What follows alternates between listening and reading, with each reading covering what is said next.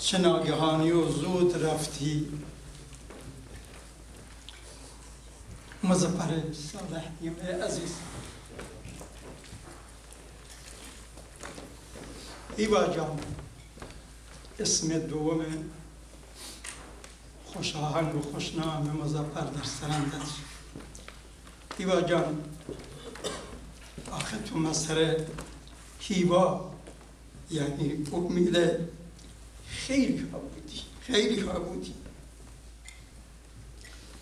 قرار نبودی هیوای ما، امید ما، مظفر محبوب بیشماران چون این زودرس و نابهنگام ما را ترک کند.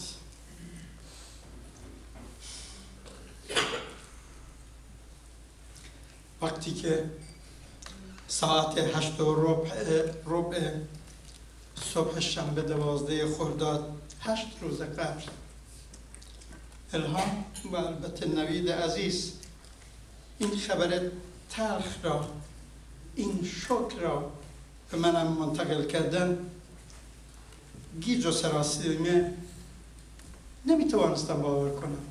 باور کنید نمیتوانستم باور کنم. همان وقت واقعا از ته دل نوشتم نمیخواهم و نمیتوانم باور کنم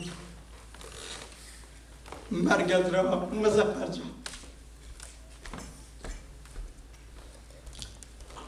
اما دریغ بعد از چند ساعت دیگه نمیشد مقاومت کرد.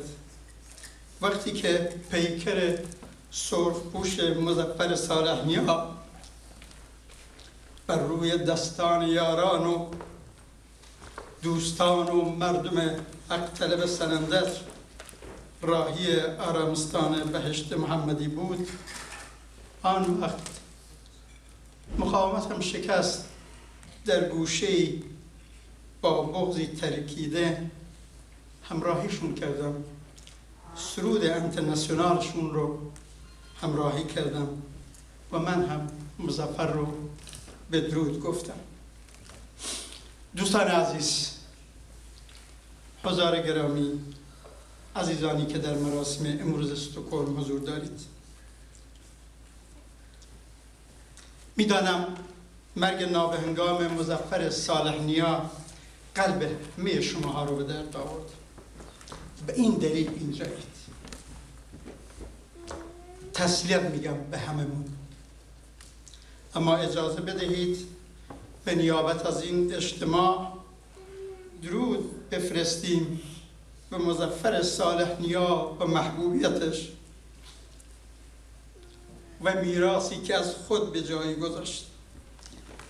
درود بفرستیم به خانواده و بستگانش که یک انسان به معنای واقعی انسان، آزاده و برابری طلب و عدالت طلب، انسان دوست و کمونیستی روشنبین و پیگیر رو به جامعه تقدیم کردن. بگذار با هم تسلیت بگوییم به گلنار همسرش، به فرزندان عزیزش الهام و سینا جان، برادرزاده عزیزش فؤاد اینجا نشسته، از اسپانیا اومده، در گرامی داشته عموش شرکت کنه.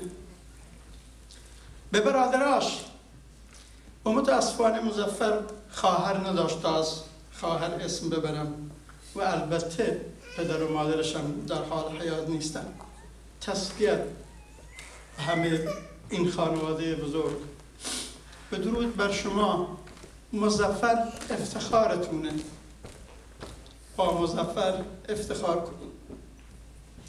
یادم نره به رفقاش، به یارانش، به همرزمانش، به همپیمانانش در سرندج سرخ در این فاصله کوتاه 1.5 ساعت 2 ساعته اون مراسم سرخپوش رو براش سازمان دادن.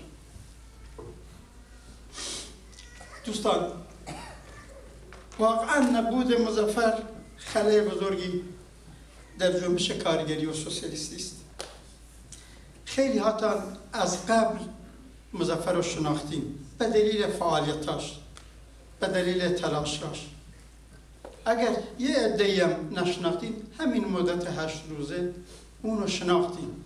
این حجم از اطلاعیه ها، این حجم از اظهار نظرها، این حجم از نوشته ها تو شبکه‌های اجتماعی، تو سایت ها، تصویر روشنی از مظفر صالح نیا جلوی چشمتونه. همه چیزهای واقعا گفتنی و نوشتنی گفته شده و نوشته شده و الهام جانم اینجا گفت. من الان موندم چه چیزی رو بگم تکراری نباشه، چه چیزی رو بگم شما را خسته نکنه.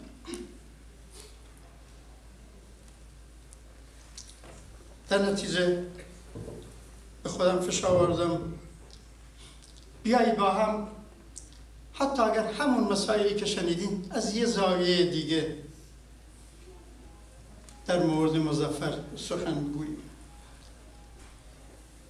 بیایید در یه زاویه اجتماع و زاویه اجتماعی از محبوبیت مظفر صالح نیا رو بشکافیم.